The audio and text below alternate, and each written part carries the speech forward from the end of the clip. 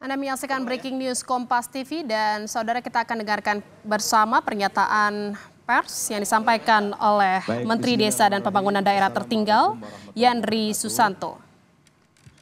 Rekan-rekan wartawan, terima kasih karena dari kemarin atau pasca putusan MK banyak sekali yang me-WA saya, nelpon, minta untuk menyampaikan pernyataan tentang putusan MK yang salah satunya itu tentang pemilihan berdasarkan ketuaan suara ulang atau PSU di Kabupaten Serang yang dalam putusan MK itu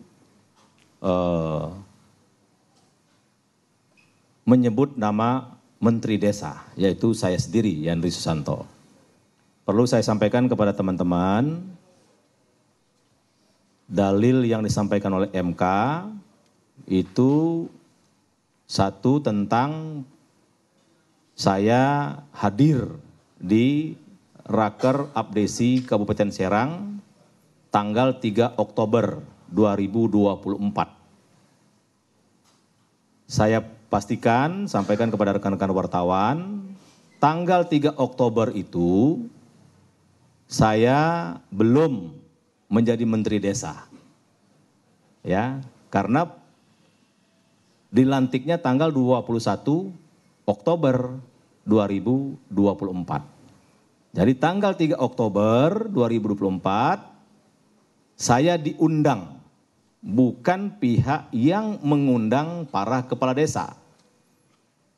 Saya diundang, ada bukti suratnya dan itu juga disampaikan ke Mahkamah Konstitusi. Jadi saya diundang sebagai pihak narasumber, saya menyampaikan di situ tentang bagaimana Banten bebas korupsi, kira-kira begitu. Karena Banten selama ini belum maju, penyakitnya adalah banyak korupsi yang dilakukan oleh oknum-oknum yang tidak bertanggung jawab. Jadi saya ulangi lagi, tanggal 3 Oktober 2024, saya belum Menteri Desa dan tidak lagi menjadi Wakil Ketua MPR. Karena saya berhenti menjadi Wakil Ketua MPR tanggal 30 September 2024. Jadi clear itu saya bukan sebagai Menteri Desa, saya sebagai pribadi anak bangsa waktu itu tidak menjadi Wakil Ketua MPR lagi dan belum menjadi Menteri Desa. Kemudian yang kedua yang didalilkan oleh MK adalah acara haul dan hari santri di pondok pesantren kami. Sudah disampaikan secara terbuka oleh Bawaslu, dari awal sampai akhir acara itu tidak ada satu huruf pun atau satu kata pun saya menyampaikan pernyataan, ajakan atau istilah halusnya ada inisial untuk mengarah kepada kampanye. Jadi, dan itu sudah kami sampaikan juga saksi fakta waktu di MK bahwa tidak ada kampanye apapun di acara hari santri dan haul orang tua kami itu. Dan waktu itu Bawaslu langsung hadir. Dan peserta haul dan hari santri itu dari banyak provinsi, dari banyak kalangan. Dihadiri oleh anggota DPR RI, ada tamu dari Jawa Barat, dari Lampung, dari Bengkulu, dari Jakarta, dari kabupaten kota Banten yang lain, dari Pandeglang, kota Serang. Intinya bukan hanya warga Kabupaten Serang. Ada rektor hadir, ada PJ Wali Kota hadir, ada Sekda hadir. Jadi itu memang betul-betul murni acara haul dan hari santri. Dan sekali lagi Bawaslu langsung mengawasi dan menyatakan memang tidak sama sekali ada kampanye. Nah, yang ketiga yang mereka dalilkan adalah kunjungan kerja saya sebagai Menteri Desa ke Kabupaten Serang. Ini alhamdulillah saksi fakta mereka penggugat yaitu pihak Andika, Saudara Hulman, kepala desa yang mereka hadirkan. Saudara Hulman menyampaikan di Mahkamah Konstitusi ketika Saudara Hulman mengikuti kunjungan kerja saya di dua tempat, mereka sampaikan di depan Majelis Hakim bahwa Mendes sama sekali tidak melakukan kampanye apapun. Dan ini juga dibenarkan oleh Bawaslu. Nah itu mungkin kronologis, jadi dalil-dalil yang MK sampaikan perlu saya luruskan dengan 3 dasar tadi. Tapi karena Mahkamah Konstitusi sudah memutuskan, sifatnya final dan mengikat, tentu kita hormati. Kita hormati dan saya dapat laporan, karena saya sekarang masih juga ketua tim Pilkada DPP PAN, bahwa partai koalisi di Kabupaten Serang, yaitu Gerindra, PAN, PKS, dan lain-lain, insya Allah siap untuk mengikuti perintah Mahkamah Konstitusi, yaitu pemilihan suara ulang di semua TPS.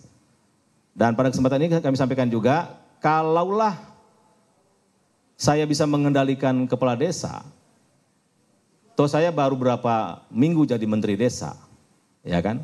Dan saya sebagian besar tidak kenal dengan kepala desa yang ada di Serang.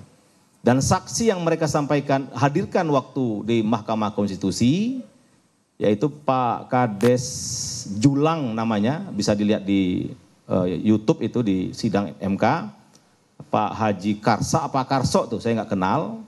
Dan saya memang belum pernah berinteraksi sama beliau, belum pernah juga ke desa Julang, tapi faktanya 02 yaitu Zakian Najib pemenang di situ. Artinya bukan karena faktor saya. Jelas-jelas kepala desanya kan nggak mendukung saya tuh, bahkan di pihak sebelah kan. Tapi masih bisa menang telak 02 situ. Artinya saya meyakini dan menghargai suara rakyat di Kabupaten Serang, 71% kemenangan yang dibatalkan oleh Mahkamah Konstitusi kemarin itu benar-benar suara rakyat. Karena memang mereka tidak lagi mau ada korupsi, tidak ada lagi mau ada jual beli jabatan di Kabupaten Serang, tidak ada lagi hal-hal yang tidak diinginkan seperti sampah-sampah berserakan dan sebagainya. Jadi terlalu naif kalau itu dikaitkan dengan pengaruh saya. Saya ini apalah ya kan, baru menteri desa 2 minggu, ya kan, yang lain berkuasa udah 28 tahun, ya kan. Ya kan, ada juga pihak sebelah itu menggunakan rumah dinasnya yang disewa sama uang rakyat untuk markas pemenangan gitu loh. Ada juga yang lain-lain. Jadi sekali lagi tapi karena ini sudah diputuskan oleh Mahkamah Konstitusi, tentu kita menghormati dan saya menyatakan itulah yang bisa saya sampaikan, fakta yang sebenarnya yang ada di lapangan. Bahwa tafsir Mahkamah Konstitusi yang sudah disampaikan kepada publik, ya itu hak mereka. Ya.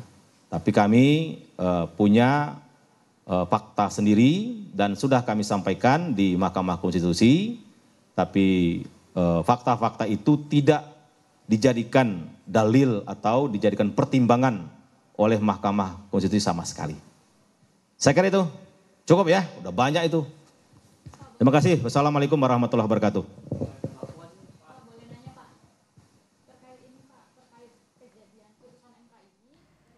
Saudara, baru saja kita dengarkan pernyataan atau keterangan resmi yang disampaikan oleh Mendes PDT Republik Indonesia Yandri Susanto terkait dengan klarifikasinya soal keterlibatan di Pilgub Serang, di mana Yandri membantah bahwa dirinya terlibat dalam Pilgub Serang atau Pilgub Serang, di mana terkait dengan yang disampaikan oleh Yandri tadi ada 3 poin penting yang disampaikan, di mana Yandri memastikan bahwa dalam dalil putusan MK terkait dengan tanggal 3 Oktober, dirinya belum menjadi desa dan tanggal tersebut adalah sebelum pelantikan dirinya menjadi Menteri Desa.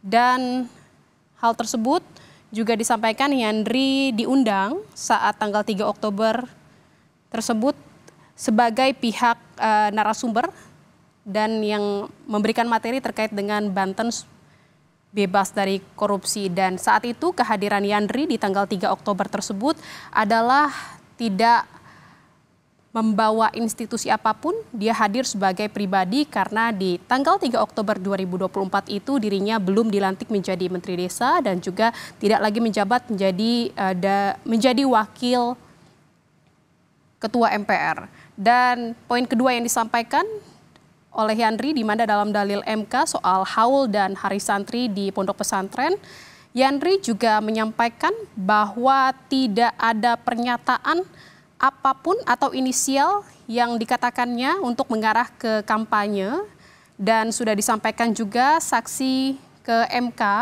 di mana dalam hari atau momen haul dan hari santri tersebut tidak ada pernyataan Yandri terkait dengan yang menjurus atau inisial yang merujuk ke kampanye.